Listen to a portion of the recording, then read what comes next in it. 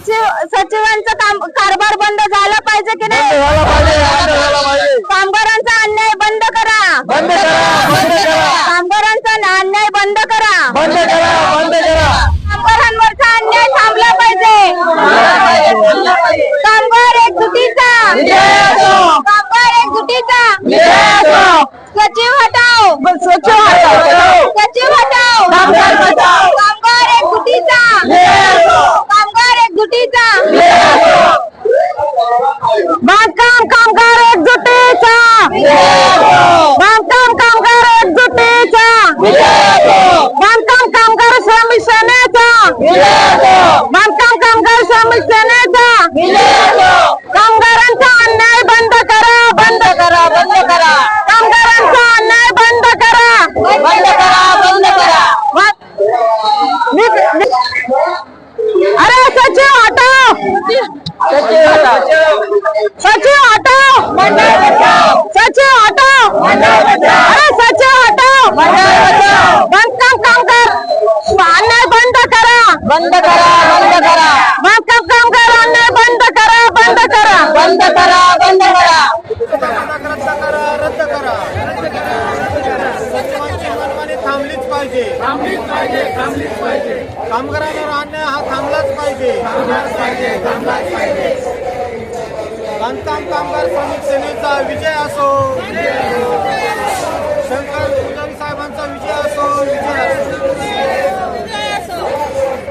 जेव्हा आपण आंदोलन केलं होतं त्या संदर्भामध्ये पण तरीही काहीही फरक जाणवत नाहीये. उलट लोकांच्या अडचणी वाढल्या गेल्या. जे काही फॉर्म भरतोय आपण, एका कामाला 2-2 वर्ष होत आली आहेत. एकही काम पूर्ण करत नाहीये. फक्त सरकार आपल्याला आश्वासन देत आहे पण कुठलेही काम पूर्ण करत नाहीये.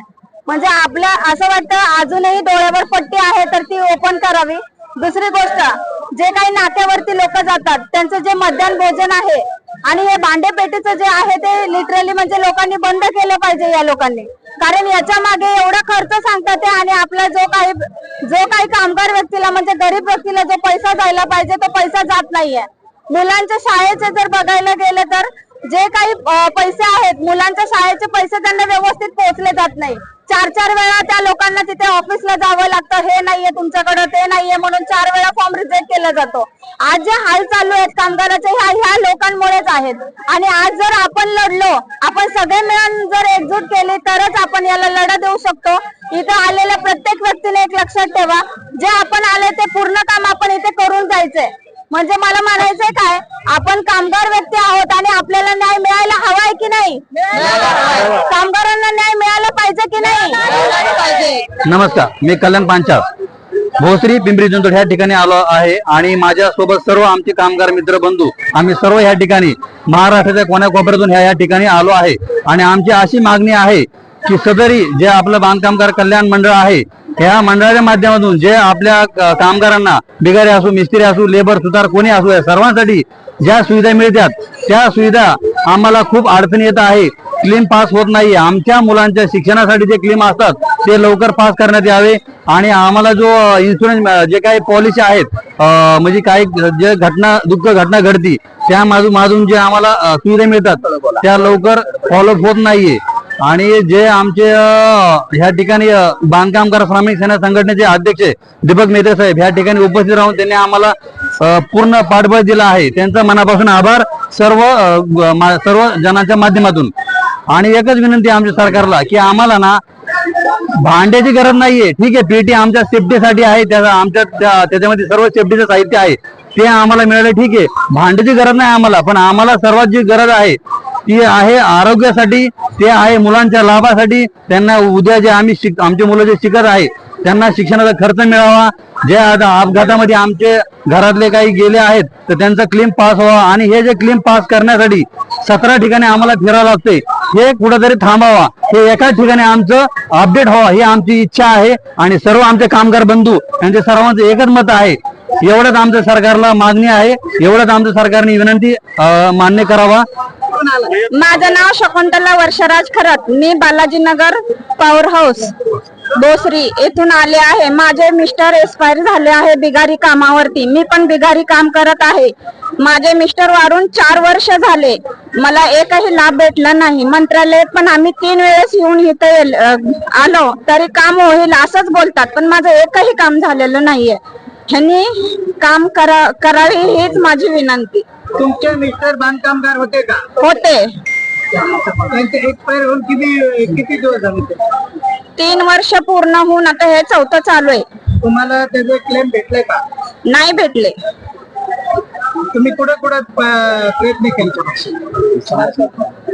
बांधकाम कामगार ऑफिस इथं मंत्रालयात मुंबईला 3 वेळेस येऊन गेले मी मंडळाच्या ऑफिसला.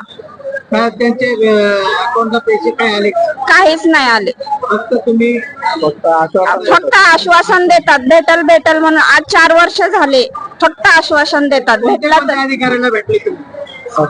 सचिव साहेबांना भेटले आणि त्याचं आश्वासन काय दिलं तुम्हाला? काम होणार आहे 100%, भेटायलाच पाहिजे असं आश्वासन दिलं, पण भेटले काय नाहीये. मला न्याय मिळावा. माझं नाव शंकर पुजारी. महाराष्ट्र राज्य बांधकाम कामगार संघटना संयुक्त कृती समिती आहे, त्याचा मी राज्य निमंत्रक आहे.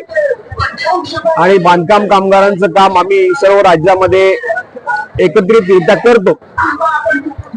बांधकाम कामगारांच्या एकूण समस्येबद्दल सध्या 25 जून पासून खळबळ उडालेली आहे.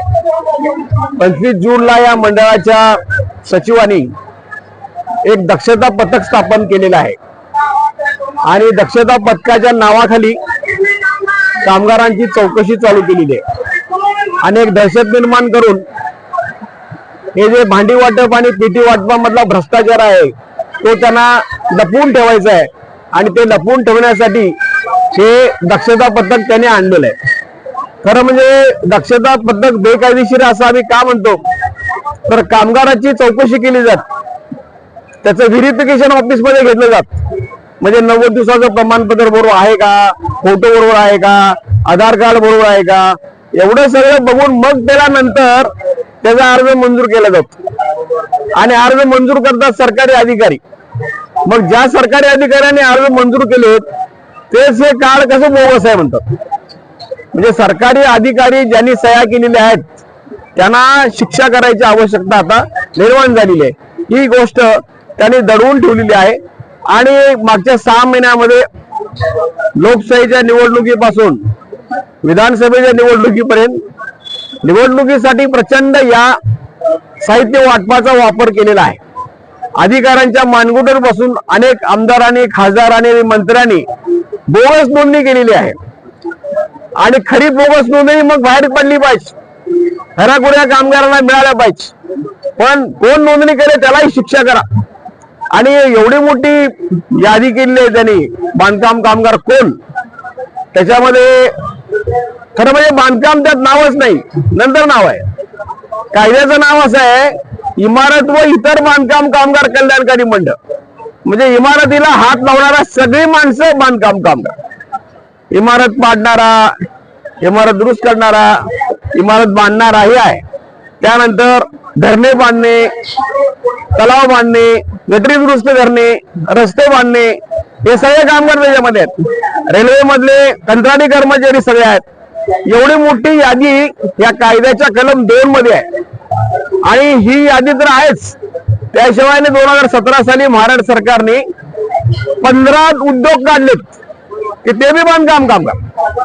म्हणजे वीटभट्टीत काम करणारे, दगड कापणारे, असं 15 लिफ्ट तयार करणाऱ्यांना सुद्धा हा कायदा लागू आहे. असं त्याने एक यादी काढलेली आहे. आणि ते पुस्तक छापलेलं आहे, त्याने तुम्हाला जाताना मी पुस्तक देतो. त्याच्यानंतर या महाराष्ट्र सरकारची कमाल आहे.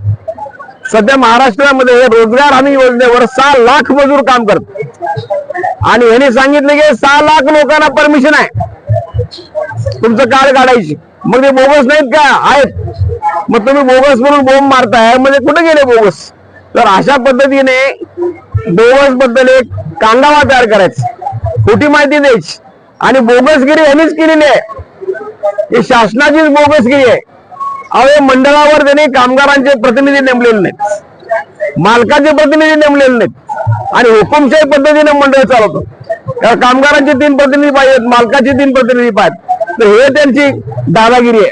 त्याच्यानंतर सुप्रीम कोर्टाने सांगितलंय याचा कॅग मार्फत त्याची चौकशी झाली पाहिजे, सोशल ऑडिट करायला पाहिजे. आता 4 वर्ष झालं हे मंडळ जे आहे सोशल ऑडिट करायला तयार नाही, निर्लज्जपणे काय यांच्या बापात जाते. हा सुप्रीम कोर्टाचा निर्णय सोशल ऑडिट झालं पाहिजे. सोशल ऑडिट जर झालं तर त्यांचा सगळा काळा बाहेर येतो. त्यामुळं हे जे सगळं चालू आहे महाराष्ट्रामध्ये हे समोर आलेलं नाही, सगळ्या जनतेसमोर हे सगळं येणं गरजेचं आहे आणि त्याचा पर्दाफाश होईल आणि सगळ्या लोकांच्या लक्षात येईल असा आम्हाला विश्वास वाटतो. धन्यवाद. माननीय पुजारी साहेब आणि बांधकाम कामगार संघटना अध्यक्ष संस्थापक अध्यक्ष दीपक मेत्रे. मी पिंपरी चिंचवड दापुडी येथे राहते आणि तिथून आम्ही बिगारी कामगार जे काय आहेत, बिगारी काम करणारे, जकात नाक्यावर काम करणारे, हेल्पर, जे काय बिगारी कामगार, आमच्या ज्या काय मागण्या आहेत, बिगारी कामगार करणार, बिगारी जकात नाक्यावर काम करणारे जे आम्ही बिगारी लोक आहोत, आमच्या मागण्या आहेत. मुलांच्या शिक्षणाचे अर्ज मंजूर झाले पाहिजेत, मुलांचे क्लेम पास झाले पाहिजेत, मृत्यूचे अर्ज मंजूर पास झाले पाहिजेत. जे घरांचे जे आहेत 2-2 लाखांचे प्रकरण टाकलेले तेही पास होत नाही. या बिगारी लोकांनी 3-3, 2-2 वर्ष यायचं ऑफिसला, मुंबई मंत्रालयात, तरी अर्ज आमच्या लोकांचे पास होत नाही. हे कुठेतरी त्यांनी केलं पाहिजे, मंजूर झाले पाहिजे आणि या सरकारला जाग आली पाहिजे, महाराष्ट्र शासनाला पण जाग आली पाहिजे आणि यांनी दखल घेऊन हा महाराष्ट्र शासनाने बिगारी जे काम करतात तर ते कोणी बोगसगिरी करत नाही आणि यांचे सगळे जे काय आहेत यांच्या मागण्या पूर्ण झाल्या पाहिजेत. महाराष्ट्र सरकारने 15 दिवसापूर्वी अशी एक घोषणा केलेली आहे की महाराष्ट्रामध्ये ज्यांना राहायला घर नाही अशा 30 लोकांच्यासाठी घरं बांधणार आहेत. 30 लाख घरांचा संकल्प केलेला आहे. परंतु बांधकाम कामगार मंडळाकडे पैसे आहेत, योजना आहे आणि त्या योजनेतले अर्ज मात्र हे सरकार मंजूर करायला तयार नाही.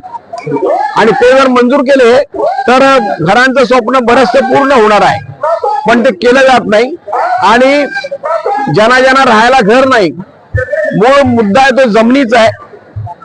सरकारनं असं कबूल केलेलं आहे की ज्यांना घर बांधण्यासाठी जमीन नाही त्यांना शासन मोफत जमीन उपलब्ध करून देईल, परंतु त्याच्याबद्दल काही कारवाई केली जात नाही. आणि म्हणून त्याने आता 2 लाख रुपये घरासाठी मंजूर करतात, ते तर करायलाच पाहिजे, पण त्याने आणखीन 3 लाख रुपये अनुदान वाढवून 5 लाख रुपये घर देऊन राहिलेलं त्यांनी पाहिजेच तर कर्ज रुपये देऊ शकतात. तर घरांची योजना जी आहे ती त्यांनी अशीच ढेपाळत ठेवलेली आहे आणि त्याच्याबद्दल जोर धरायला पाहिजे आणि घरांचे अर्ज मोठ्या प्रमाणात मंजूर झाले पाहिजेत असं आमचं मत आहे. बंद करा, असं तुमचं काम म्हणणं आहे. सांगतो ते त्याच्या आधी एक सांगतो. या बांधकाम कामगार कल्याणकारी मंडळामध्ये सगळ्यात महत्वाची योजना कुठली असेल तर ज्यावेळेस बांधकाम कामगारांचा मृत्यू होतो तर त्यांच्या घरावर एक आघात पोहोचल आणि त्यांना मदत सगळ्यात पहिल्यांदा करायला पाहिजे. का केली पाहिजे तर त्यांना अंत्यविधीसाठी 10,000 आहे, 2 लाख रुपये 50 वर्ष झाली तर ते त्याला अनुदान मिळतं आणि 24,000 रुपये महिन्याला 5 वर्ष त्यांना पेन्शन मिळतं. तर त्यासाठी हे महाराष्ट्राचं हे मंडळ एवढं निर्लज्ज आहे, त्यांना आम्ही कायदा काढून दाखवला. कायदा असा आहे, पुस्तक घेऊन गेलो तुम्ही, माझ्याकडे आता आहे की एखादा कामगार जर सलग 3 वर्षे नोंदणीकृत असेल आणि 4थ्या वर्षी 5व्या वर्षी त्याला नूतनीकरण करायला जमलं नाही तरी त्याला सगळे लाभ द्यायला पाहिजेत. तर हे काय करतात हरामखोर की ते दिसत नाही म्हणून अर्ज नामंजूर करतात. तर सगळ्यांनी हे लक्षात ठेवलं पाहिजे की मयत कामगारांना 3 वर्षानंतर सगळे लाभ देण्याबद्दल कायद्यामध्ये तरतूद आहे, कलम 14, आणि तसा निकाल हिमाचल प्रदेश हायकोर्टने सुद्धा दिलेला आहे. त्यामुळं मयत कामगारांच्यावर प्रचंड अन्याय केला जातो, आकस्मिक मृत्यू झालेल्या कामगारांच्यावर अन्याय केला जातो. तर हे सगळं थांबलं पाहिजे आणि अशा कुठल्या केसेस असतील तर ते कृती समिती त्यासाठी मदत करेल. त्यांनी वयाची 50 आपण म्हणाले डॉक्टरांची हे तर काय आम्हाला मान्य नाही. म्हणजे मृत्यू झाल्यानंतर मृत्यू वेळेला कामगाराचं वय हे 50च्या वर असेल तरच 2 लाख देतात आणि 50च्या आत असेल तर 2 लाख देत नाहीत. ही सुद्धा अट जी आहे ती अन्यायकारक आहे, ती त्यांनी काढून टाकायला पाहिजे. पहिली गोष्ट म्हणजे आहे ना, मंडळामध्ये आहे ना कलम 60 नुसार अशी तरतूद आहे की वस्तू स्वरूपात कोणत्याही कामगाराला देण्यात येऊ नये म्हणून. अच्छा, हे भारत सरकारचा नियम आहे. हेच मोडून महाराष्ट्र सरकार वस्तू स्वरूपात सगळ्या कामगारांना वाटप करत आहे. म्हणून आम्ही ते भांडी वाटप रद्द करा म्हणून अशी मागणी करत आहोत. भारत सरकारचा आहे ना नियमच आहे कलम 60 नुसार की कोणत्याही राज्याने वस्तू स्वरूपात कामगारांना देऊ नये म्हणून. आता तेच मोडून आपलं महाराष्ट्र सरकार जे आहे ते मोडून वस्तू स्वरूपात कामगारांना देत आहे. त्यामुळे आम्ही भांडे वाटप बंद करा म्हणून याची मागणी करत आहोत. गृहासाठी ते बांधकामदारांना पैसे दिले जातात. अशी बऱ्याचशा लोकांची समस्या आहे की मुलीला बाळ झालं तरी पैसे मिळत नाही. तेच तर आपलं सरकारचं दुर्दैव आहे. अहो, अर्ज आज भरला तर ते व्हेरिफिकेशनची डेट आता तुम्हाला पुढच्या वर्षाची मिळते. तर ते त्याचं कधी होणार आहे? मग वर्ष जर त्यांना व्हेरिफिकेशनला जर गेलं तर त्यांना लग्नाचे पैसे ते एक बाळ वर्षाचा झाल्यानंतर त्यांना पैसे मिळतात. मग त्या बाळाचा क्लेम भरण्यासाठी परत त्याला तो शाळेत जायला लागतो, तेव्हा त्याचा बाळ जन्मलेल्याचा ते पैसे मिळतात. अशी परिस्थिती आपल्या महाराष्ट्र सरकारची. चक्रा मारून फाटतात येत नाही. कारण काय आहे, बांधकाम कामगार हा चक्राच्या मारून वैतागून जातो अक्षरशः. तो नंतर दुर्लक्ष करायला चालू करतो आणि महाराष्ट्र सरकार तर ऑलरेडी दुर्लक्ष करते. मग त्या क्लेम पेंडिंगलाच राहून जातात, ते कोणी लक्षच देत नाही. त्यामुळे ते वर्षानुवर्ष जे क्लेम पेंडिंग आहेत ते सगळे निकाली काढण्यात यावं अशी पण आमची मागणी आहे.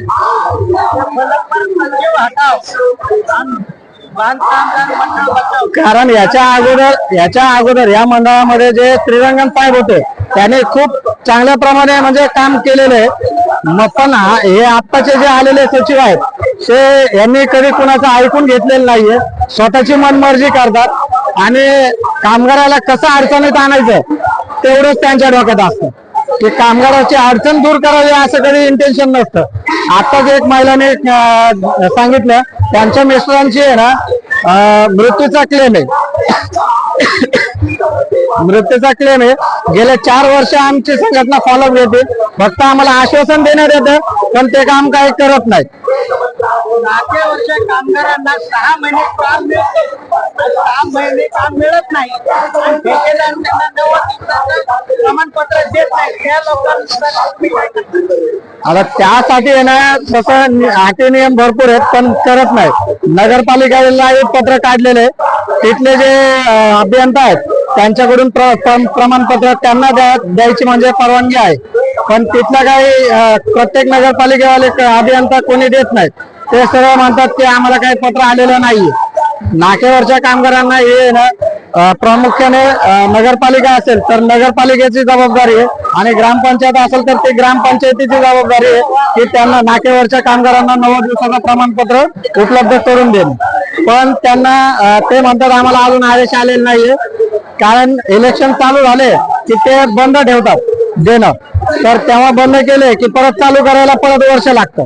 ते जोपर्यंत कोणी जाऊन दिवसणार नाही तोपर्यंत हे लोक काय करत नाही. त्याच्यामुळं कामगारालाही माहिती नसते याची, त्याच्यामुळे तो कामगारही जात नाही. पहिल्या नाक्यावरच्या लोकांना जेवण देत होते, आता जेवण बंद करण्याचे कारण काय माहिती? आता ते त्याच्यामध्ये आहे ना खूप मोठा भ्रष्टाचार झाला आहे. कारण जिथे ज्या नाक्यावरती 500 कामगार असायचे तिथे 200 कामगार दाखवून त्यांनी जेवणाचे पैसे काढलेले. आता याची चौकशी करा म्हणून आम्ही दिलेले पण ती चौकशी काय होत नाही. दोन आहेत धाराशिवच्या कलेक्टरनी भ्रष्टाचार झालाय म्हणून सरळ सांगितलं, रिपोर्ट दिला, तर हे महाराष्ट्र सरकारने एकमतानं ते रिपोर्ट फेटाळ. प्रमुख मागण्या म्हणण्यापेक्षा कामगारांचा हक्क तो मिळवून घेण्यासाठी आपण इथे जमलेलो. त्यामुळं बऱ्यापैकी कामगार जमलेत, त्याबद्दल मी सर्वांचे आभार मानतो, कामगारांचे सुद्धा. आणि आपल्या प्रमुख मागण्या म्हणजे हे जे मंडळाचं मनमानी कारभार आहे तो बंद झाला पाहिजे. आणि बोगस दक्षता पथक जे चालू केलेले ते फक्त कामगारांना त्रास देण्यासाठी चालू केलेले आहे, बाकी त्याच्यातून काही सिद्ध होत नाही, कोणी काय म्हणजे हे होत नाही. त्यामुळे कामगारांना किती दिवस त्रास सहन करावा लागणार या दक्षता पथकामुळं. म्हणून हे रद्द केलं पाहिजे. आणि त्यानंतर मंडळाचा जो पैसा आहे तो कॉन्ट्रॅक्टदारांना पुरवण्यापेक्षा तो कामगारांना मिळाला पाहिजे. या सर्व मागण्यांसाठी आपण आज आंदोलन करत आहोत. आणि आपल्याला वेळोवेळी गेल्या वेळेसही आपण 4 फेब्रुवारीला ऑनलाईन पोर्टल चालू करा म्हणून आपण आंदोलन केलं होतं. त्यानंतर 5 फेब्रुवारीला यांनी चालू केलं, पण तेही अर्धवट पद्धतीने चालू केलं. जसं सुप्रीम कोर्टाने आदेश दिले होते त्या पद्धतीने यांनी काही चालू ठेवलेलं नाहीये. म्हणून आपल्याला आज परत आंदोलन करावं लागत आहे. तर आज आपल्या मागण्या पूर्ण होऊस्तोवर आपण इथून जाणारच नाहीये. पत्रही आपण तसं बेमुदतीच दिलंय. तर त्यांनी आपल्याला आश्वासन दिलंय की आपल्याला अजून 1 तासाभरात ते येतील भेटीस म्हणून. ते भेटीस आले की आपल्या जेवढ्या 13 मागण्या आहेत पूर्णच्या पूर्ण जर मान्य असतील तर आपण आंदोलन मागे घेऊया. एवढे बोलून मी थांबतो.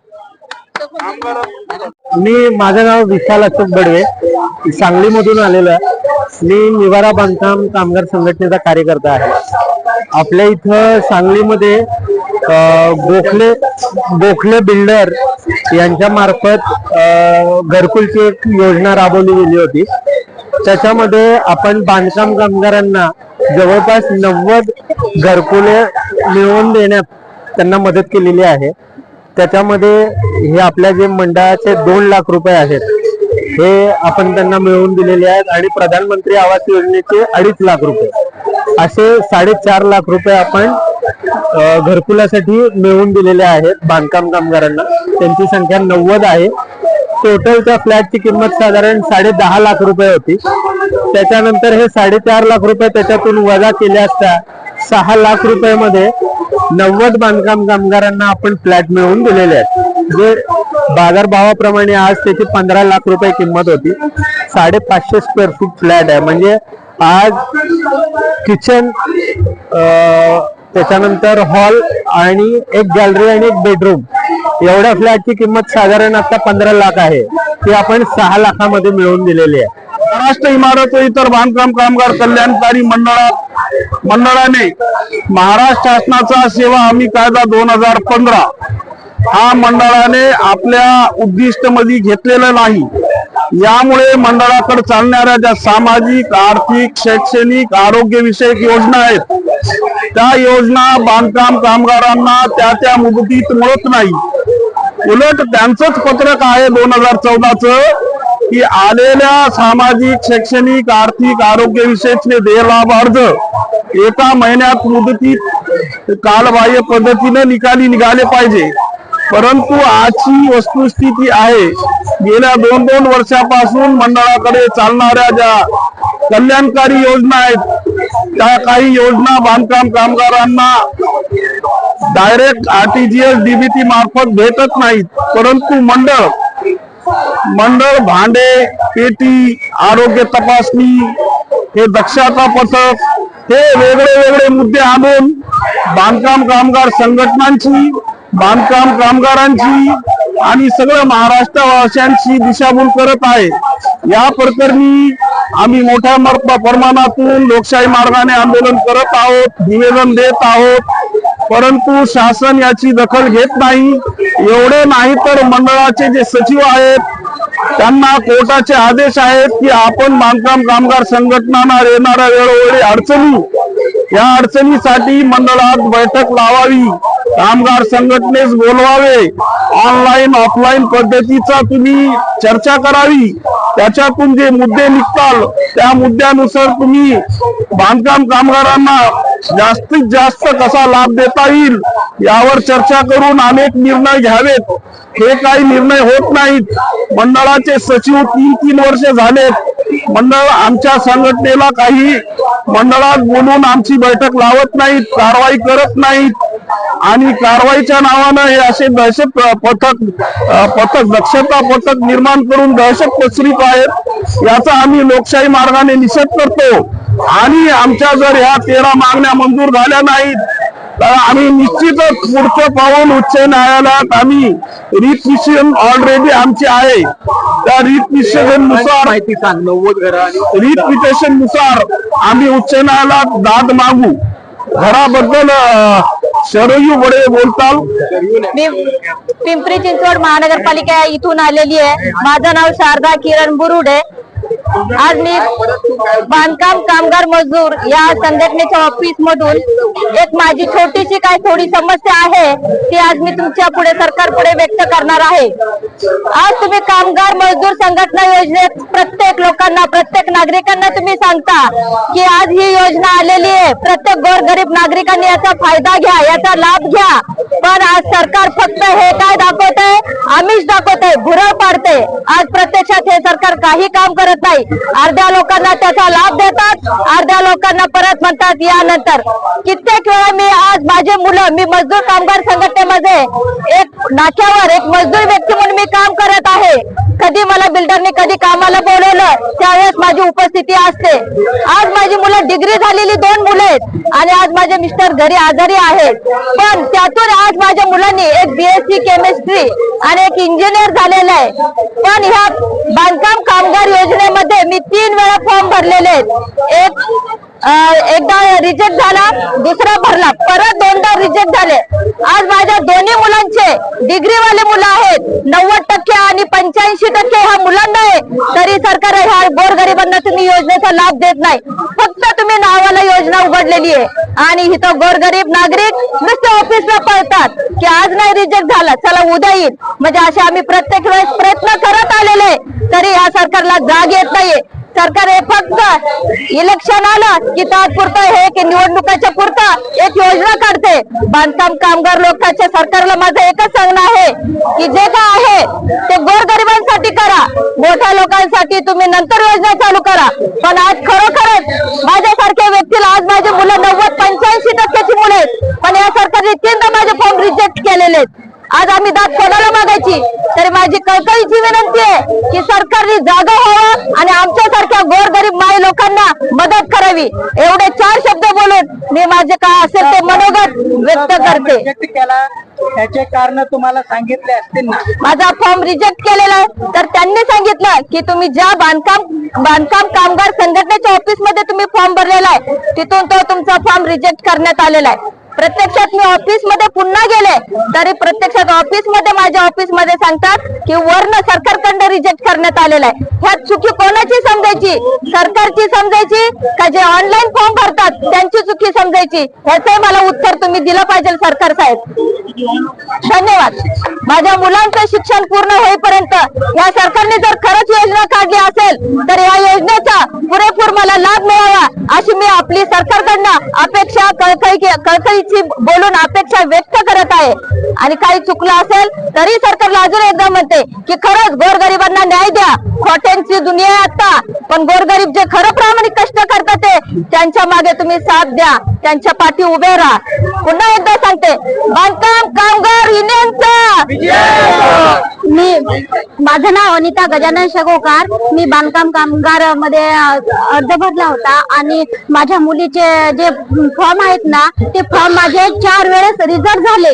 रिझल्ट झाल्यानंतर मी नाक्यावर काम करते भोसरीच्या आणि तिथून मी फॉर्म महापूरचे रिझल्ट झाल्यानंतर मी 4 वेळ गेले तिथं. पण तरी पण 4 कामाचा खाडा करून 4 वेळ रिझल्ट झाले. मी त्या सरला विनंती केली की सर माझ्या मुलीचे फॉर्म रिझल्ट झाले, माझी एवढी परिस्थिती नाही, माझे मिस्टर पण नाहीत, मग मी काय करू? तर मग ते सर म्हणत की बा आम्ही काय करू शकत नाही, तुम्ही वर जा, वर बोला. तर मग कुठं जायचं असा मी विचारला प्रश्न.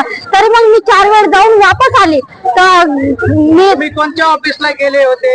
मी मुळशी म्हणजे मुळशी ऑफिसवर गेली होती.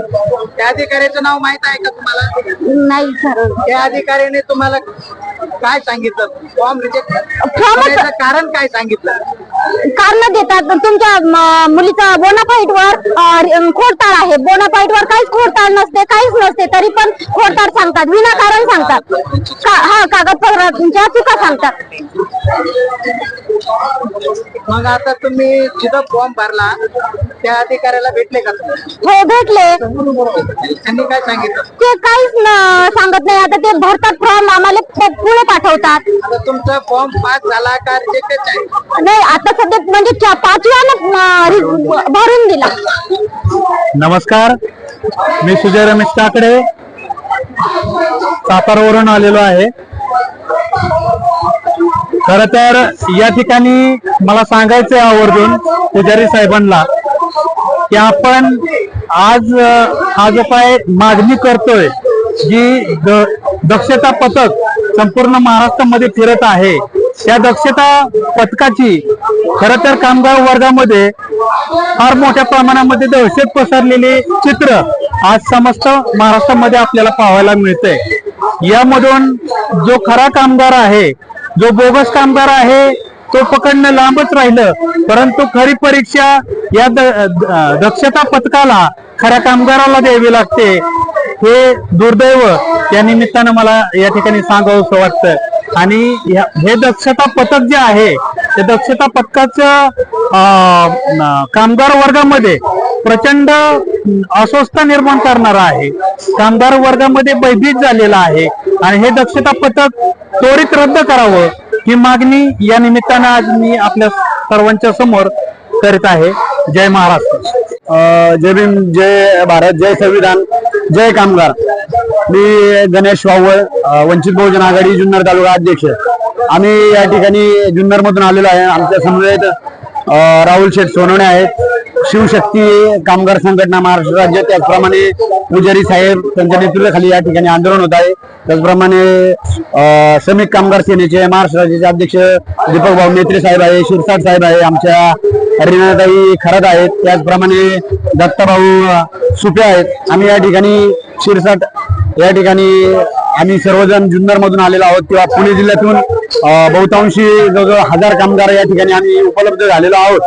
खऱ्या अर्थानं आज आझाद मैदानामध्ये या ठिकाणी हे जे कामगारांचं म्हणजे देशातले विविध प्रकारचे जे कामगार आहे, त्या कामगारांचं मोठं आंदोलन या ठिकाणी होत आहे. कामगारांच्या विविध मागण्या असतील, त्या मागण्यांसाठी आदरणीय पुजारी साहेबांच्या नेतृत्वाखाली आणि दीपक मेत्रे साहेबांच्या मार्गदर्शनाखाली या ठिकाणी हे आंदोलन होत आहे. या आंदोलनाला खरं तर पाठिंबा देण्यासाठी आमचे नेते श्रद्धेय बाळासाहेब आंबेडकर यांनी त्या ठिकाणी आम्हाला आदेश दिलेला आहे की आपण या कामगार संघटनेला सपोर्ट करावा आणि यांच्या आंदोलनामध्ये सहभागी व्हावं. खरं तर कामगारांच्या विविध मागण्या आहेत. आपण पाहतोय की समाज माध्यमांमध्ये कामगारांना जे काय कामगारांना न्याय भेटत नाही, त्याच्यासाठी खऱ्या अर्थाने या ठिकाणी विविध राज्यातील संघटना या ठिकाणी न्याय मागण्यासाठी उपलब्ध झालेल्या आहे. आम्ही देखील या कामगारांच्या विविध ज्या काही समस्या आहेत, त्या समस्यांना शासन किंवा कामगार महामंडळ न्याय देईल अशी अपेक्षा करतो आणि या ठिकाणी या आंदोलनाला आमचा जाहीरपणे पाठिंबा देतो. धन्यवाद.